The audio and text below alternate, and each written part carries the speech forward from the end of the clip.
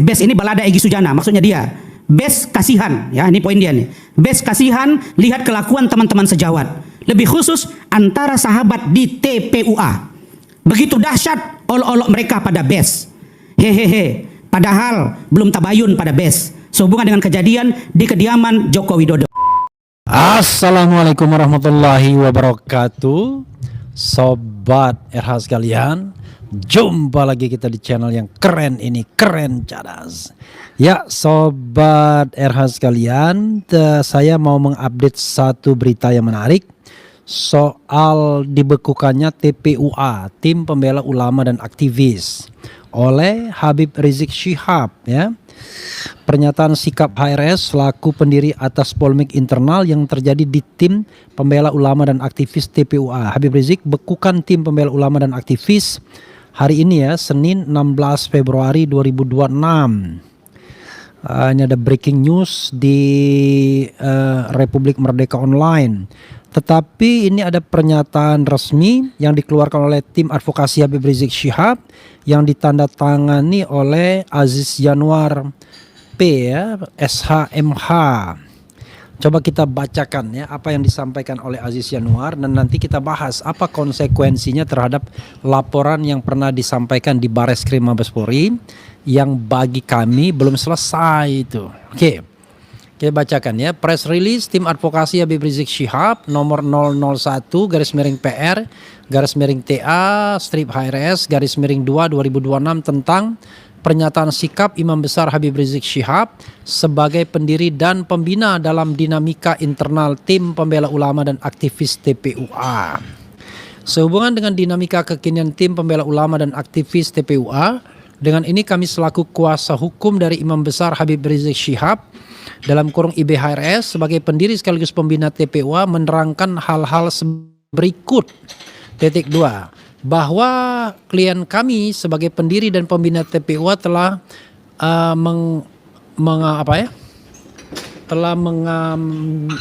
mengamati secara seksama sekaligus memanggil serta menerima laporan langsung dari ketua dan sekjen TPUA terkait dinamika yang terjadi di internal TPUA.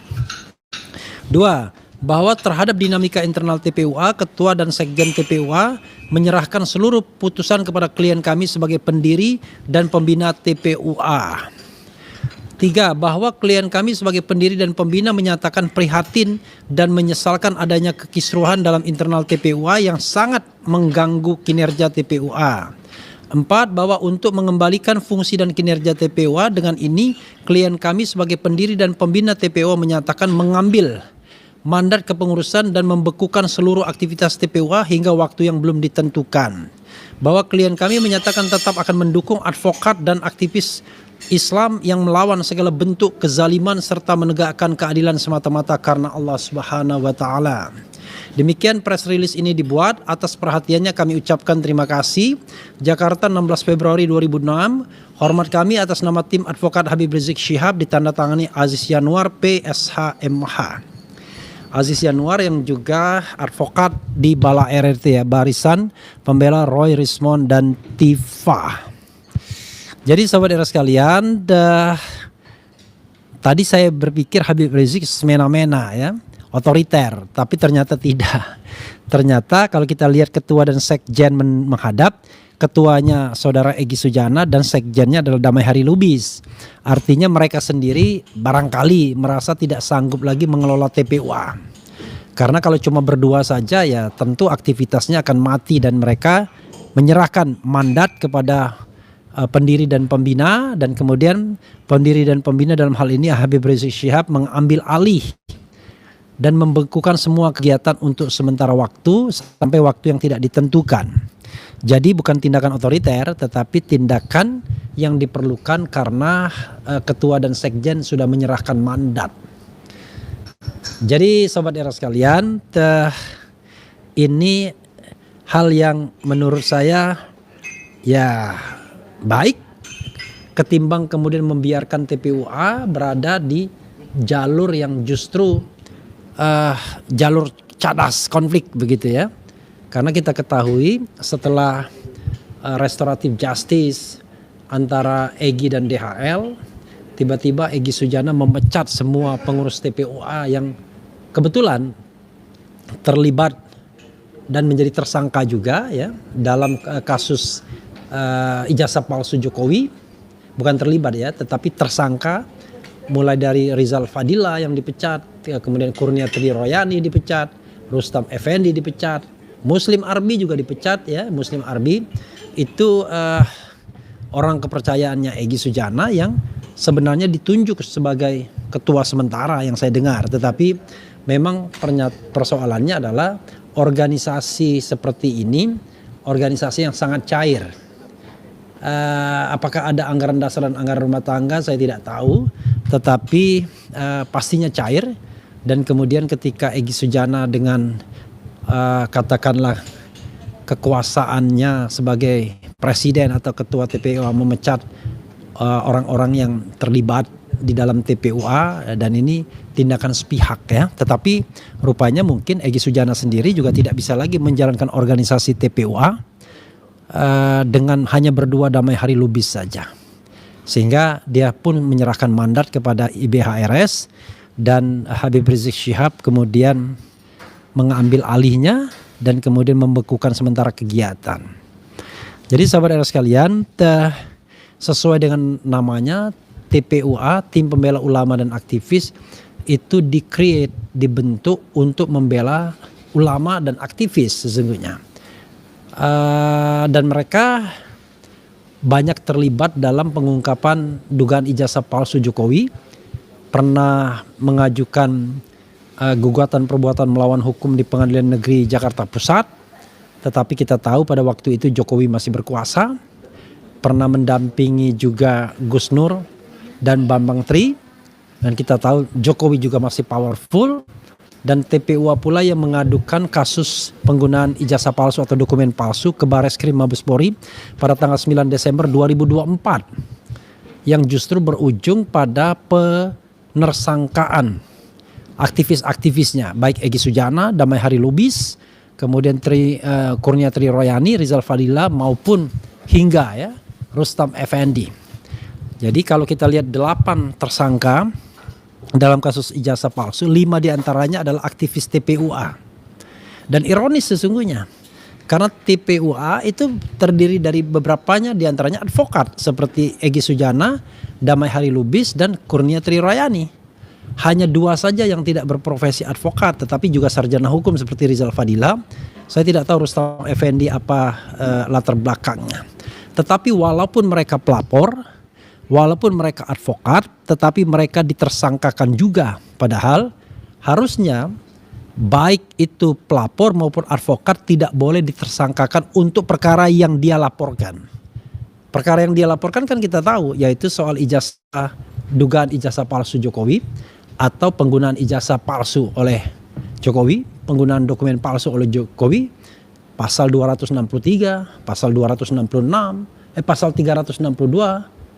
Ya, pasalnya saya 263 apa ya, 263, 266 Kitab Undang-Undang Hukum Pidana yang lama, tetapi ternyata kasusnya tidak diterima sebagai laporan polisi, hanya Dumas saja, pengaduan masyarakat. Tetapi kemudian Dumas ini dilakukan proses penyelidikan dan kemudian dihentikan pada tanggal 22 Mei oleh Direktur Tindak Pidana Umum Mabespori, yaitu Brigjen Johandani, dan kemudian kasus ini dipetieskan atau dihentikan. Padahal kita tahu bahwa banyak sekali bukti yang bisa didapatkan untuk meningkatkan kasus ini dari penyelidikan ke penyidikan sesungguhnya.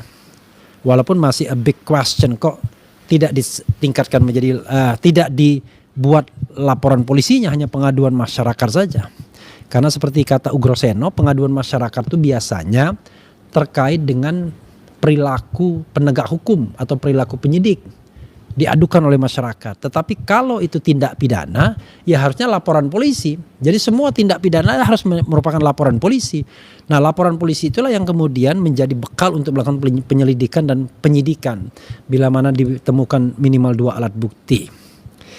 TPUA sudah dibubarkan, tapi bukan berarti kemudian tindak pidana yang dilaporkan TPUA juga ikut tenggelam bersama angin, terbang bersama angin, gone with the wind. Tidak. Karena itu adalah delik umum atau tindak pidana umum yang harusnya bisa tetap ditindaklanjuti oleh Bareskrim Mabes Polri, karena penyelidikan yang mereka lakukan dan kemudian dihentikan itu tidak sah karena mendasarkan diri pada hasil Labkrim, Laboratorium Kriminalistik Mabes Polri, yang sesungguhnya hanya bisa dilakukan dalam tahap penyidikan. Jadi sekali lagi, karena penyelidikan itu bukan due process of law, karena itu tidak sah dijadikan alas bagi misalnya Polda Metro Jaya untuk mengatakan ijazah Jokowi itu adalah asli. Terlebih ada a big question, pertanyaan besar, bahwa mereka tidak cukup independen untuk melakukan penyelidikan dan penyidikan terhadap kasus ijazah palsu ini. Jadi penyidik sebagaimana misalnya diwakili oleh penasihat Kapolri, AS ya, itu justru terlihat berpihak kepada Jokowi dan tidak berusaha menegakkan yang namanya rule of law. Tidak mau menegakkan yang sesungguhnya, padahal secara teoritis terlalu banyak bukti-bukti untuk meningkatkan kasus ini dari penyelidikan ke penyidikan. Sekali lagi, kasus dugaan penggunaan dokumen palsu oleh mantan Presiden Jokowi. Unfortunately, tidak ditindaklanjuti dan tidak ada minat untuk menindaklanjutinya, padahal bukti terlalu mudah dapat dicari. Begitu Sobat Era sekalian ya, yang ingin saya share dalam kesempatan ini. Dan mengenai pembekuan TPUA ini, ya tidak perlu kita khawatirkan akan membekukan pula laporan tersebut, karena sekali lagi ini adalah laporan delik umum, tindak pidana umum yang kalau tanpa laporan pun sesungguhnya tetap bisa ditindaklanjuti oleh Bareskrim Mabes Polri. Nah, sayangnya hingga saat ini kita tidak menemukan sebuah keinginan dari Bareskrim Mabes Polri untuk menindaklanjuti proses penyelidikan penggunaan ijazah palsu ini. Padahal dalam beberapa kesempatan terlalu banyak bukti yang bisa saya sebutkan, kami sebutkan, Bala RRT sebutkan. Baru saja Dr. Tifa mempresentasikan mengenai spesimen yang berbeda. Ada spesimen yang berbeda antara Bareskrim atau Ditipidum pada tanggal 22 Mei dengan apa yang didapatkan Bonatua dari KPU, Komisi Pemilihan Umum, baik dalam konteks Pilpres 2014 maupun 2019. Berbeda. Jadi kalau misalnya dua institusi resmi ini berbeda, itu masalah pasti. Kalau dua spesimennya berbeda, maka tidak mungkin Sobat Era sekalian dua-duanya asli. Yang paling mungkin adalah salah satu asli, satunya palsu, atau dua-duanya palsu. Nah sekarang yang ingin saya katakan, mana Anda ingin mengatakan yang palsu? Apakah yang di press conference-kan di Tipidum? Oh, tindak pidana itu berarti. Ataukah yang diserahkan Jokowi ke KPU? Iya kan? Ini persoalan. Dan jangan lupa juga bahwa apa yang diserahkan ke KPU dan yang dipresentasikan atau di press conference kan di Tipidum berbeda dengan apa yang saya lihat dalam gelar perkara khusus pada tanggal 15 Desember 2025. Itu spesimen yang berbeda lagi. Itu ijazah analog yang berbeda lagi. Karena seperti Dr. Tifa presentasikan ketika dia mengcopy ijazah asli ya yang keluaran alumni tahun 1985, itu terlihat betul walaupun di-copy berkali-kali yang namanya watermark dan emboss itu senantiasa terlihat. Kalau di sini enggak, yang di Ditipidum maupun yang di KPU tidak ada emboss dan watermarknya, tidak terlihat emboss dan watermarknya. Nah itu yang menjadi persoalan ya. Karena itu sekali lagi kita dukung Habib Rizik untuk menghidupkan kembali TPUA agar kemudian ikut serta dalam investigasi pengungkapan ijazah ini. Jangan dibiarkan ya. Dan juga berikan semangat kepada Era Channel agar saya kembali mengudara karena saking konsentrasinya pada tugas RRT ini kadang-kadang nggak sempat menyapa sobat RH sekalian ya.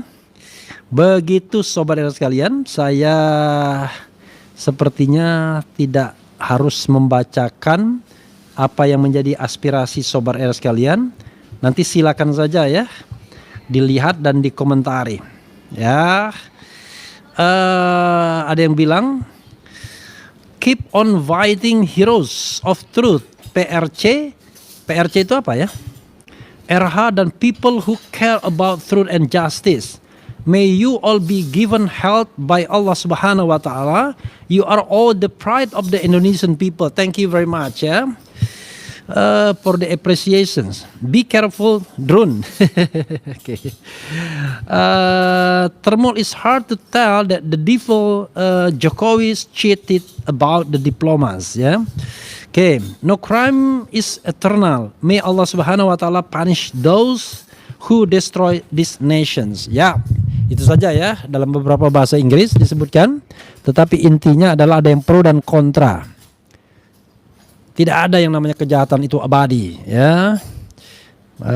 Mudah-mudahan Allah Subhanahu wa Ta'ala menghukum mereka yang menghancurkan negeri ini. Begitu sahabat sekalian, malam ini adalah malam yang cerah. Saya mengucapkan selamat menjelang Ramadan ini. Nanti kita menjalani puasa selama 1 bulan penuh. RH Channel tetap mengudara dan kita insya Allah terus menyuarakan kebenaran, bukan mencari pembenaran. Dan mohon maaf ya atas segala kesalahan dan khilaf menjelang Ramadan ini. Wabillahi taufiq wal hidayah. Wassalamualaikum warahmatullahi wabarakatuh. Keren cadas. Ya, yang pertama saya sampaikan, rilis ini baru kami dari tim PH Habib Rizik keluarkan secara resmi. Padahal kami sudah berencana dan sudah menyiapkan hampir sepekan yang lalu. Jadi memang kita bukan mendadak ya. Jadi kita sudah siapkan kurang lebih sepekan yang lalu perihal mengenai rilis yang kita akan keluarkan saat ini, menyikapi dinamika terkait TPUA atau tim pembela ulama dan aktivis. Seperti itu, Mas. Apa poin utama hadis yang memicu keputusan tersebut? Ya, poin utamanya adalah kita melihat, mengamati perihal mengenai kekisruhan yang terjadi dalam tubuh TPUA, internal anggotanya, dan juga aktivitas-aktivitas dari TPUA yang memang malah menimbulkan pro dan kontra di masyarakat. Dalam hemat kami, ini membahayakan dan juga kontraproduktif dengan perjuangan atau esensi dari maksud dan tujuan dari TPUA itu sendiri yang didirikan kurang lebih tahun 2017 yang lalu. Nah, itu yang jadi concern kami, sehingga kami berdiskusi dengan pembina, dengan Habib Muhammad Rizik bin Hussein bin Syihab, dan kemudian kita menyimpulkan kita memerlukan untuk isu rilis ini. Seperti itu singkatnya. Ya, jadi memang sekali lagi kita concernnya adalah kekisruhan dan juga berbagai pro dan kontra yang beredar di masyarakat terkait dengan aktivitas dari TPUA ini sendiri. Sehingga dengan berat hati, menurut hemat kami perlu untuk dilakukan upaya pembekuan untuk kemudian ada mekanisme pembenahan internal. Jadi kita sekali lagi poin-poinnya saya sampaikan, klien kami atau Habib Rizik sebagai pendiri dan pembina TPUA telah mengamati secara seksama sekaligus menerima laporan langsung dari ketua dan sekjen TPUA terkait dinamika yang terjadi di internal TPUA. Kemudian bahwa terkait dinamika internal TPUA, ketua dan sekjen TPUA menyerahkan seluruh putusan kepada klien kami sebagai pendiri dan pembina. Bahwa klien kami sebagai pendiri dan pembina menyatakan prihatin dan menyesalkan adanya kekisruhan dalam internal TPUA yang sangat mengganggu kinerja TPUA itu sendiri. Kemudian bahwa untuk mengembalikan fungsi dan kinerja TPUA dengan ini, klien kami sebagai pendiri dan pembina TPUA menyatakan mengambil mandat kepengurusan dan membekukan seluruh aktivitas TPUA hingga waktu yang belum ditentukan. Terakhir, bahwa klien kami tetap mendukung perjuangan dan advokasi para aktivis Islam dan advokat yang melawan segala bentuk kezaliman serta mengupayakan penegakan keadilan semata-mata mengharap ridho Allah Subhanahu wa taala. Jadi itu poin-poinnya dari rilis yang kita sampaikan beberapa waktu yang lalu, di mana sekali lagi saya tegaskan bahwa itu sebenarnya sudah direncanakan dan sudah kita siapkan beberapa sepekan yang lalu kurang lebih. Jadi ini bukan mendadak. Jadi kalau ada kabar berita yang sampai ke kami bahwa itu terjadi karena ada 1-2 dinamika beberapa hari yang lalu, 1-2 hari yang sebelumnya ini ya, itu tidak benar. Ini sudah kita rencanakan dan kita tinggal menunggu momen yang tepat, itu aja sih. Jadi bukan karena ada peristiwa 1-2 hari belakangan ini. Demikian. Setelah kisruhan itu, Habib baru ditemui oleh Bang Damai dan Bang Egy kurang lebih 1-2 hari yang lalu. Seperti itu. Kalau yang lainnya belum, karena alasan kesehatan dan kesibukan dari Habib yang memang sudah ada jadwal sebelumnya waktu itu. Dan sekali lagi tapi saya tegaskan, ini tidak dikarenakan adanya pertemuan dengan kedua pihak tadi dari pihak Habib Rizik kemudian dikeluarkan, itu tidak benar. Jadi ini sudah memang kita rencanakan beberapa waktu yang lalu, kurang lebih 1 pekan sebelumnya ini kita sudah menyiapkan. Seorang ulama, seorang warga negara yang punya kepedulian tinggi terhadap masyarakat, bangsa dan negara, kemudian mendengar ada kabar yang tidak baik terkait dengan Dr. Tifa, nah itu tentu saja kita harus mengambil tindakan yang diperlukan, baik secara hukum maupun secara non-yuridis lainnya. Oleh karena itu ada imbauan dari beliau untuk melindungi Dr. Tifa dan keluarganya dari dugaan-dugaan tadi yang disampaikan jika ada teror atau apa seperti itu. Itu sih. Dalam hal ini Habib Rizik belum mengambil sikap terkait hal tersebut, hanya mendukung segala. Sekali lagi tadi saya tegaskan kan, di akhir rilis yang kami sampaikan tadi jelas bahwa klien kami mendukung segala bentuk perlawanan ya atas ketidakadilan yang ada di masyarakat ya, kemudian seluruhnya, baik itu advokatnya, kemudian aktivis Islamnya yang melawan segala bentuk kezaliman serta dalam rangka menegakkan keadilan semata-mata karena Allah Subhanahu wa taala, itu tentu saja didukung. Ya, lagi ini kita akan benahi secara internal dulu, akan ada musyawarah internal dari Habib dan beberapa pihak yang beliau tunjuk. Nanti kemudian akan kita sampaikan perkembangan terkininya, apakah akan melanjutkan dengan bentuk TPO atau bentuk lainnya terkait dengan aktivitas dari TPUA atau kegiatan yang memang selama ini diakomodir oleh TPUA. Seperti itu. Adakah pesan yang spesifik dari Habib Rizik, Bang Ajis, kepada para simpatisan dan aktivis agar tidak terjadi simpang siur informasi mengenai legalitas bantuan hukum mereka saat ini? Ya, bantuan hukum jika memang diperlukan, tentu saja ada kanal-kanal yang memang sudah disediakan. Kalau dari FPI kita memiliki advokat persaudaraan Islam, kemudian juga ada lembaga bantuan hukum lainnya, tetap bekerja dengan maksimal juga gitu kan. Kemudian juga ada juga di bawah Habib Rizik Syihab ada Pusat Hak Asasi Muslim Indonesia gitu kan, Pushami, dan juga ada beberapa yang lainnya. Tentu saja itu bisa berkolaborasi terkait dengan hal-hal yang diperlukan terkait advokasi dan juga perjuangan dari sisi hukum seperti itu. Kalau hanya obrolan-obrolan, kita hanya tanya jawab aja terkait dengan kondisi terkini, tapi secara resmi Habib Rizik dan Front Persaudaraan Islam belum mengambil sikap secara resmi sehubungan dengan update kasus terkini, karena masih mendengar dan juga mendapatkan informasi, dan tapi tentu saja kami menyesalkan lah terjadinya penersangkaan terhadap beberapa pihak seperti itu. Semoga ada titik terang dan mendapatkan jalan keluar untuk keluar dari permasalahan masing-masing terkait dengan kekisruhan ijazah palsu itu, seperti itu. Habib Rizik menyesalkan hal tersebut terjadi, akan tetapi